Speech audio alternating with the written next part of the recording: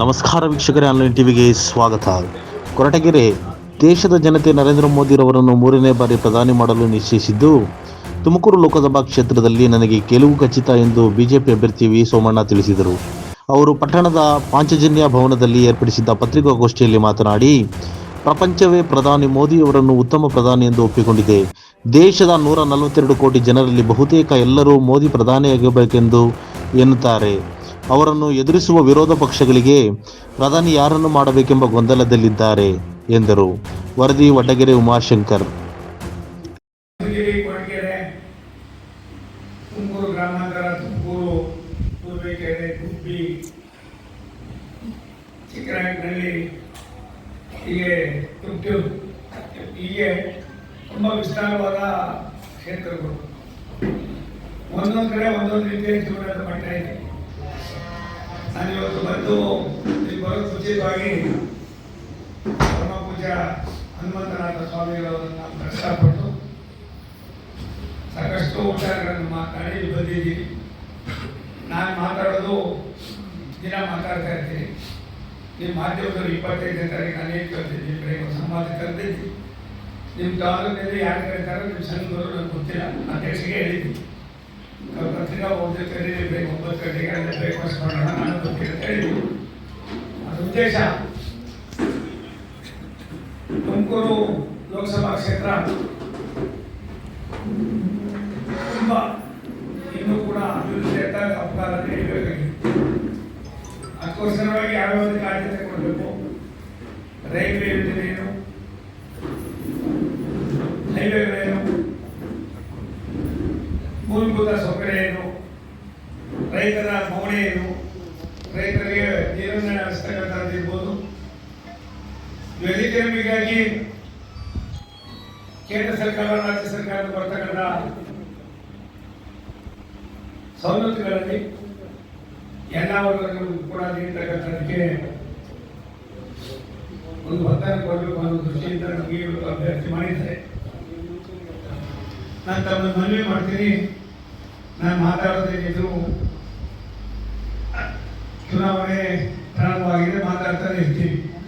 ಈ ದೇಶದ ಚುನಾವಣೆ, ಭಾರತೀಯರ ಚುನಾವಣೆ ಕೇವಲ ಜಿಲ್ಲಾ ಪಂಚಾಯತಿ, ತಾಲೂಕು ಪಂಚಾಯತಿ, ಮಂಡಲ ಪಂಚಾಯತಿ, ಪುರಸಭೆ, ನಗರಸಭೆ, ಪಟ್ಟಣ ಪಂಚಾಯತಿ ಅಲ್ಲ, ಶಾಸಕರದ್ದು ಅಲ್ಲ. ಶಾಸಕರ ಚುನಾವಣೆ ಆದ ಒಂಥರ ಕೆಳ ಹಂತದಲ್ಲಿ ಕಾರ್ಯಕರ್ತರಿಗೆ ನಮ್ಮ ಶಾಸಕ ಗೆಲ್ಲಿಸಬೇಕು ಅಂತ ಇರ್ತದೆ. ಇದು ಲೋಕಸಭೆ 8 ವಿಧಾನಸಭಾ ಕ್ಷೇತ್ರಗಳನ್ನು ಒಳಗೊಂಡಂತೆ ಲೋಕಸಭೆಗೆ 3ನೇ ಬಾರಿಗೆ ಸನ್ಮಾನ್ಯ ನರೇಂದ್ರ ಮೋದಿ ಅವರನ್ನ ರಾಷ್ಟ್ರದ ಪ್ರಧಾನಿ ಮಾಡಬೇಕು ಅನ್ನೋದು ಈ ದೇಶದ 142 ಕೋಟಿ ಜನರ ಬಯಕೆ ಆಗಿದೆ. ಆ ನಿಟ್ಟಿನಲ್ಲಿ ತುಮಕೂರನ್ನು ಕೂಡ ಆ ಮುಖ್ಯವಾಹಿನಿಗೆ ತರಬೇಕು ಅನ್ನೋದು ಈ ಭಾಗದ ಜನರ ಅಪೇಕ್ಷೆ ಆಗಿದೆ. ಆದ್ದರಿಂದ ನಾವು 8 ತಾಲೂಕುಗಳಿಗೆ ನಮ್ಮದೇ ಆದಂಥ ಸಪರೇಟ್ ಒಂದು ಮ್ಯಾನಿಫೆಸ್ಟೋನ ಮಾಡಿಸೋದಕ್ಕೆ ತಯಾರಿ ಮಾಡಿಕೊಂಡು ಮಾಧ್ಯಮದವರನ್ನು ಕೂಡ ನಾವು ಕರೆದಿದ್ದೀವಿ. ತಾವು ಅವತ್ತು ಬಂದು 2 ಗಂಟೆ ಇರ್ತದೆ, ನಿಮ್ಮ ಅಭಿಪ್ರಾಯಗಳನ್ನ ಲಿಖಿತವಾಗಿ ಕೊಡ್ಬೋದು, ಇಲ್ಲ ಹೇಳ್ಬೋದು. ಅದನ್ನು ಮಾಡಿ ಯಾವುದಕ್ಕೆ ಆದ್ಯತೆ ಕೊಡಬೇಕು ಕೊಡೋ ಕೆಲಸವನ್ನು ಮಾಡ್ತೀವಿ. ಇವತ್ತು ಈ ಚುನಾವಣೆ ದೇಶದ ಚುನಾವಣೆ ಆಗಿರೋದ್ರಿಂದ, ಕಾಂಗ್ರೆಸ್ನಲ್ಲಿ ನಾಯಕತ್ವದ ಕೊರತೆ ಇರೋದ್ರಿಂದ ಈ ದೇಶವನ್ನ ಬಲಿಷ್ಠ ಭಾರತವಾಗಿ ಮಾಡಿ ಮುಂದಿನ 5 ವರ್ಷದಲ್ಲಿ 3ನೇ ಸ್ಥಾನಕ್ಕೆ ತೋರುತ್ತಕ್ಕಂಥ ಮೋದಿಯವರ ಪ್ರಯತ್ನಕ್ಕೆ ವಿಶ್ವ ನಾಯಕರು ಕೂಡ ಮೆಚ್ಚಿಕೊಂಡಿದ್ದಾರೆ. ಆ ನಿಟ್ಟಿನಲ್ಲಿ ನಾವು ಕಾರ್ಯಕ್ರಮಗಳನ್ನು ಹಾಕೊಳ್ಬೇಕಾಗಿದೆ.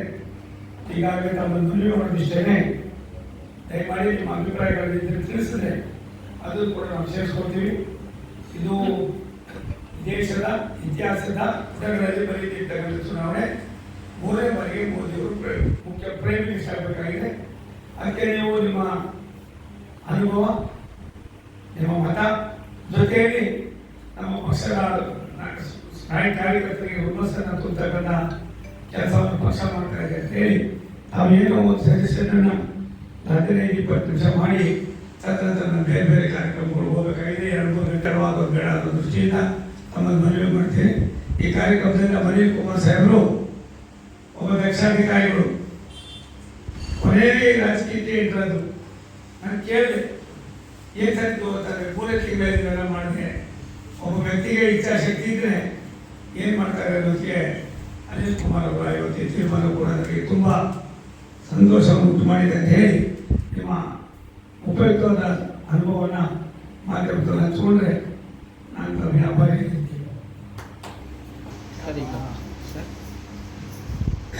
ಈಗ ಸೋಮಣ್ಣವ್ರಿಗೆ ಒಂದು ಈ ತುಮಕೂರು ಜಿಲ್ಲೆ ಹೊರಗಿನವರು ಅನ್ನೋದು ಒಂದು ಪಟ್ಟ ಕಟ್ಟಿದ್ದಾರೆ ತಮ್ಮ ಪಕ್ಷದವರು. ಎರಡನೇದು ಪಾದ ವಿರೋಧ ಜೊತೆಗೆ ಒಂದು JDS ಮೈತ್ರಿಯನ್ನು ಪಾಲಿಸಿ ಈ ಒಂದು ಚುನಾವಣೆಯನ್ನು ಎದುರಿಸ್ತಾ ಇದ್ದೀರಲ್ಲ, ಕಡಿಮೆ ಇದರಲ್ಲಿ ಇದ್ರ ಬಗ್ಗೆ ತಾವೇನು?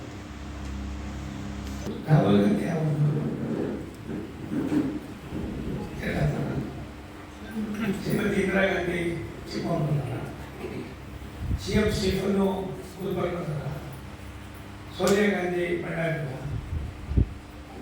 ಆ ಮಾಧ್ಯಮಗಳು ಗೊತ್ತಿರ್ತಕ್ಕಂಥವ್ರು ಯಾರೋ ಒಬ್ಬರು ಹೇಳ್ತಾರೆ ಹೆಚ್ಚಾಗಿ ಸೋಮಣ್ಣ, ಈ ಜಿಲ್ಲೆಗೂ ಸೋಮಣ್ಣನಿಗೂ 50 ವರ್ಷದ ಅಭಿನವ ಸಂಬಂಧ ಇದೆ. ನೀವು ಯಾರಾದ್ರೂ ಕೇಳಿ ಹೊಸ ತಲೆಮಾರುಗಳು ಸಾಕಷ್ಟು ಆಗ್ತಾ ಇದೆ. ಒಬ್ಬರೊಬ್ಬರು ಮಾತಾಡ್ತಾರೆ ಪದೇ ಪದೇ. ನಾನು ಈಗಾಗಲೇ ವಿನಂತಿ ಮಾಡಿದ್ದೀನಿ, ಅದಕ್ಕೆ ನಾನು ಆನ್ಸರ್ ಇಲ್ಲ ಹೇಳಬೇಕಾಗಿತ್ತು. ಆದರೂ ಪಾಪ 1 ಗಂಟೆ ಕಾಯಿಸಿದ್ದೀನಿ. ನೀವು ಬೇಜಾರಾಗಬಾರ್ದು ಅನ್ನೋ ದೃಷ್ಟಿಯಿಂದ ಹೇಳಿದ್ದೀನಿ. ಒಂದು ಸತ್ಯ, ಯಾವುದೋ ದೇಶದವರು ಹೇಳ್ಬೇಕಾದ್ರೆ ಹೇಳ್ಬೋದು. ನಾನು ಈ ಜಿಲ್ಲೆನೇ ನಂದು ಅಂತ ತಿಳ್ಕೊಂಡು 45-50 ವರ್ಷ ಯಾರು ಹೇಳ್ತಾರೆ ಅನ್ನೋದನ್ನ ನೀವು ಸ್ವಲ್ಪ ಒಂದು ಕಡೆ ಮಾತು ಬುದ್ಧಿವಂತಿದ್ದೀನಿ ಹೇಳಬೇಕಾಗಿತ್ತು. ಯಾವುದು ನಮ್ಮದಲ್ಲ, ಅವ್ರ ಬುದ್ಧಿ ನಿಯಮ ಯಾರ್ಯಾರ ಕಾಲದಲ್ಲಿ ಏನೇನಾಗಬೇಕು ಅಂತ. ನೀವು ಬಂದವರೆಲ್ಲ ಸೋತಾರೆ, ಬಂದವ್ರು ಯಾಕೆ ಸೋತರು ಏನು ಅನ್ನೋದು ಹೆಚ್ಚಾಗಿ ಈ ಸಾರಿ ಚುನಾವಣೆ ಸೋಮಣ್ಣನ ನಡೀತಾ ಇದೆ. ಈ ಚುನಾವಣೆ ನಡೀತಾ ಇರೋದು ವಿರೋಧ ಪಕ್ಷ ವರ್ಸಸ್ ಯಾರು? ನರೇಂದ್ರ ಮೋದಿ. ಈ ದೇಶದ ಸರ್ವಾಂಗೀಣ ಅಭಿವೃದ್ಧಿ, ಈ ದೇಶದ ಇತಿಹಾಸವನ್ನ ಎಲ್ಲೋ ಒಂದು ಕಡೆ ರಾಷ್ಟ್ರಕ್ಕೆ ಸಮರ್ಪಣೆ ಮಾಡಿದ್ದಾರೆ. ಈ ದೇಶವನ್ನ 2-3ನೇ ಸ್ಥಾನ ತರೋದಕ್ಕೆ ತೀರ್ಮಾನ ಮಾಡಿದ್ದಾರೆ. ಆದ್ದರಿಂದ ನಾನು ಹೇಳ್ಕೊಳ್ತಾರೆ, ನೀವುಗಳು ಮಾಡಬೇಕಾಗಿ ಒಂದೇ ಒಂದು ಕೆಲಸ.